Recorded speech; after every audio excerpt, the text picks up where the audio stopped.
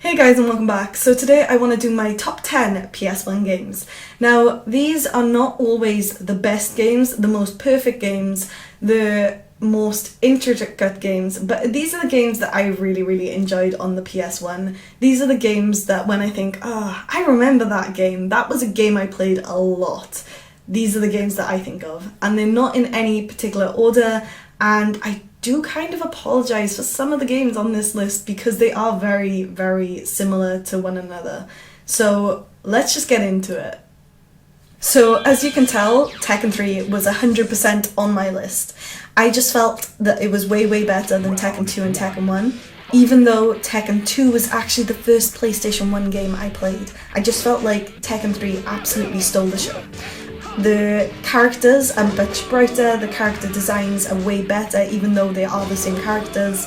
The movements are a lot more fluid, it's easier to fight with the characters. The music is just on another world. I absolutely loved Tekken 3 and I can't quite put my finger on it why this one is the best fighting game for me on the PlayStation 1, even though there were some really good contenders like Mortal Kombat and Samurai Showdown, but just Tekken, whenever I think of a fighting game on PS1, Tekken is my go-to.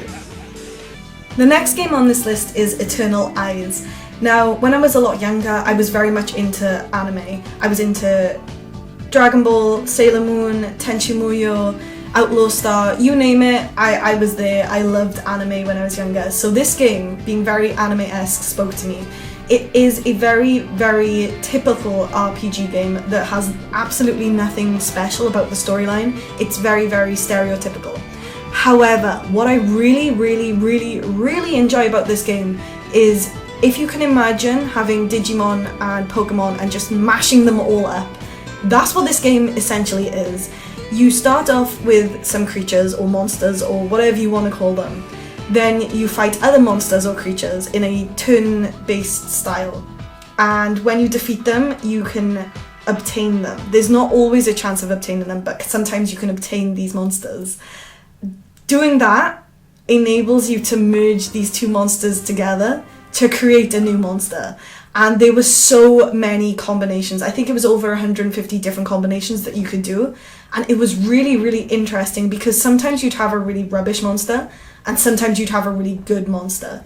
The characters, again, there's nothing amazing about the characters, but it was the fighting. It's not even the turn-based. It was the fact that all these monsters have different abilities. They all look completely different. They don't always take on the aspects of what you've merged them from, and you don't really know what you're gonna get. And that was the exciting part about it. I don't think I ever finished the main storyline of this game because I was too busy collecting all these monsters, and that is why this is up here on my nostalgic. I was like, yes, this game is very good, but not for the storyline, not for the gameplay, but for actually just creating these monsters and merging them. Amazing, I love it. Let's move on. So, depending on the region or where you live, this game can be known as Tomba or Tumbi, but where I lived, I bought the game and it was called Tumbi, so I will forever refer to it as Tumbi, even if the real name is Tomba. In my head, it'll always be Tumbi, and there's nothing you guys can do about it. So the reason I really enjoy this video game is it's a game that you can just sit back, relax, you don't have to think too hard, there's loads of bright colours, it's very distracting, and you can play it for hours and hours and not get bogged down by the storyline. So for those of you who don't know, you play as this kid who has a grandfather, he's very old, and some pigs come along. Yeah, you heard me right, some pigs, standing up, walking, talking pigs. And they decide that they want to steal your grandfather's jewellery. So they go ahead, steal the bracelet, and you being the good kid that you are, you want to get it back for him. So thus begins your journey. That is pretty much the whole plot point right there. And I don't even think it's around the story, it's around the gameplay, and that's what makes it so good. The music is very interesting. Every single different location has very different music, and I don't know, it's all fun, it's bubbly. There's so many things that you can do in this game that just makes you laugh, it makes you smile, and it's just, I can't explain it, it's just a feel-good game, and I love it, and it's one of my top nostalgic games. So Ape Escape is somewhat similar to Tomba, but only in the fact that it has bright colours, the music is very good, and it's very bubbly. Ape Escape is also nothing like Tomba because it's a lot more challenging. You have to be very precise, you have to use a lot of brain power because at the very beginning of the game, it starts off extremely easy. It's like a tutorial level. Then as you progress, it gets a little bit harder, then it gets harder, then it gets very hard, and then it gets extremely hard. You have so many different items you can equip and use to catch the apes. Some of the apes have different personalities, so some of them are very fast, some of them are very brainy, and you have to outsmart them. And it might sound very easy, especially with a game called Ape Escape, but it's not, trust me. When you get towards the last few levels, you have to use your brain power. It's not a game you can just be like, oh, I'll just run around and see if I can catch the ape.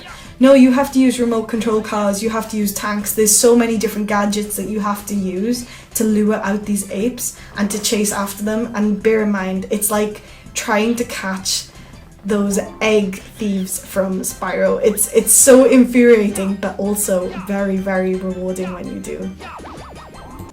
Let's talk about Digimon World. Now, I know a lot of people hated this video game, but I kind of liked it. Now, hold on, let me explain.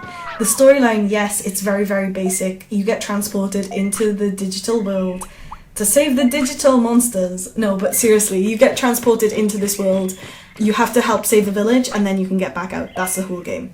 Now, what I really enjoyed about this game is the fact that you could raise your own Digimon. And I know it's been done a million times now, but back then on PS1, you couldn't do it in many games, and I love that. I love that fact so much.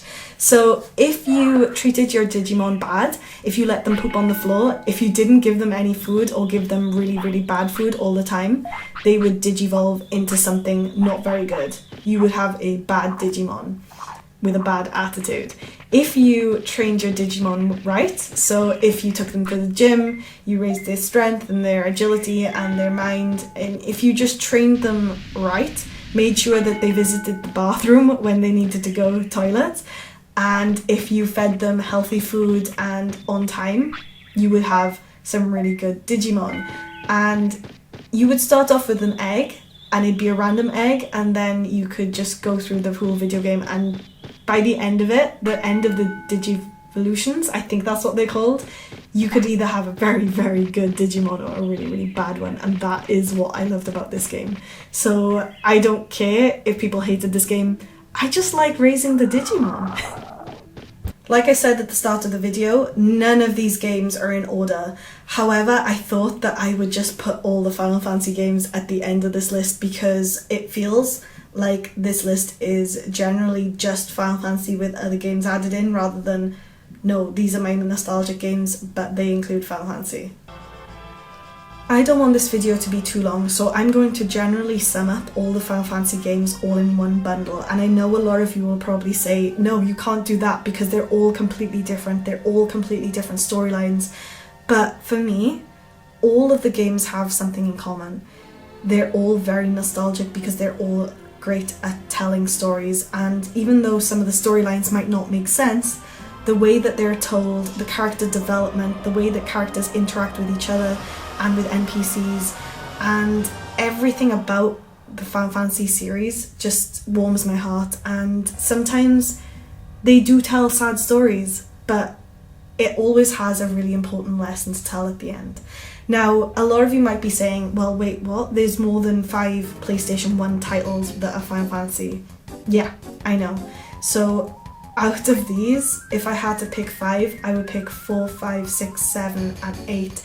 And I know a lot of people are probably screaming like, no, you need to pick 9, what about Vivi? Yeah, that is a really touching story, but for some reason, I don't look back on it as a nostalgic game as much as 4, 5, 6, 7, and 8. And I know that some of these games are a lot better than others. For example, I've done a review on Final Fantasy 6 because it's my all-time favourite video game, and I will say that until the cows come home or until a new game has been released that defeats 6.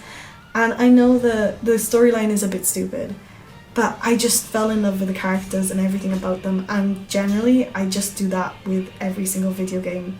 So that's it from me, guys. I hope you've enjoyed my top 10 nostalgic video games of the PS1 era. Have a good day. Don't forget to like, comment and subscribe.